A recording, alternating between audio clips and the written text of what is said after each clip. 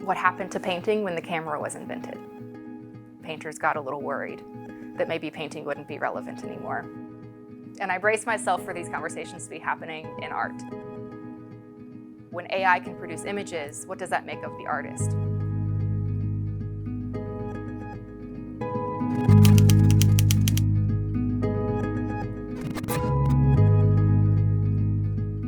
I work with a lot of materials and different media.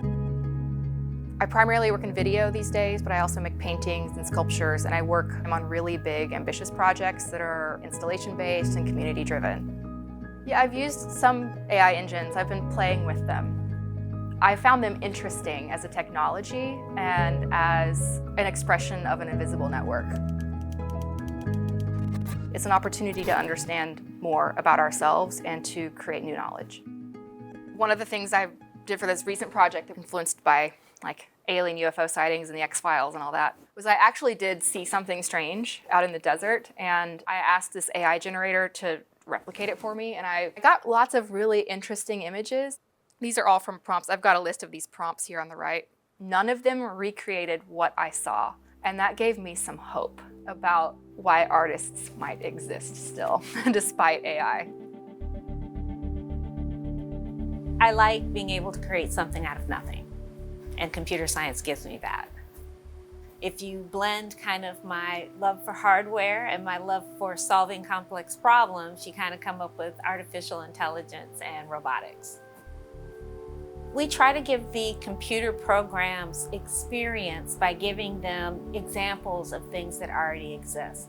So if they have a large enough body of things that already exist, they can combine it in new and novel ways to create things that didn't exist before. The AI generator is really good at knowing what visuals are out there and mashing them together.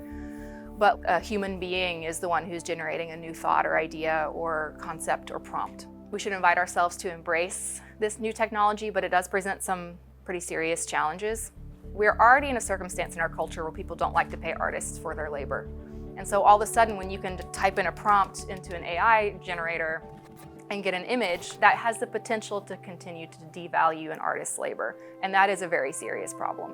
But there's also a lot of opportunities to advocate for the value of a human intelligence as opposed to an artificial one, and the creative possibilities of AI as a tool for artists. So I think the context that you see art in really matters. Being purely digital and ready for screen is not necessarily the best kind of experience you can give a viewer. Sometimes we need to step out of this world and into our bodies and into physical space, and anyone who's stood in front of an ocean knows that the picture you took of the ocean is not the same.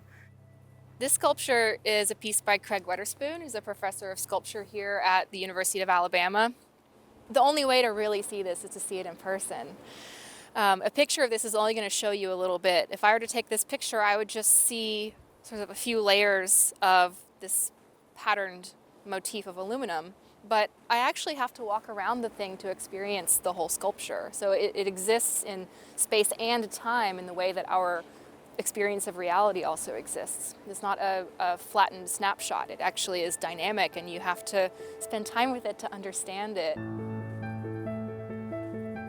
I have a couple AI images that I generated, and I based them off of general themes and quotes from your website. That is, okay, this is great. I'm super stoked about this.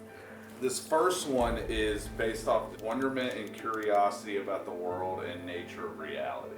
Yeah, this is way more chaotic than I think my work looks like, but it's definitely as chaotic as my mind is when I'm making it, so yeah. The next one I got from Glitch and Destruction. I mean, honestly, this looks like it could be a still from one of my videos. Yeah, video looks realistic. It gives an impression of reality, but zoom in close enough, it's just a grid of pixels. And bringing awareness to the form itself, what it's actually made of, I think is a way to make a reminder to the viewer that you're looking at something that's really constructed. The things that don't require creativity, don't require a lot of our skills, but are just kind of detail work, AI is going to really be able to help us with that. Our culture, if I can speak in generalities, is one that's becoming increasingly isolated and increasingly hunched over little devices. And a return to our bodies, I think, is really important. We have to get better at using it appropriately. So in that case, the AI is fine. Maybe it's us that might need to change a little bit. So if we create in-person experiences with art that don't have this separation via the digital interface, like maybe we can reinforce why it's so good to be in person and to be in community with each other.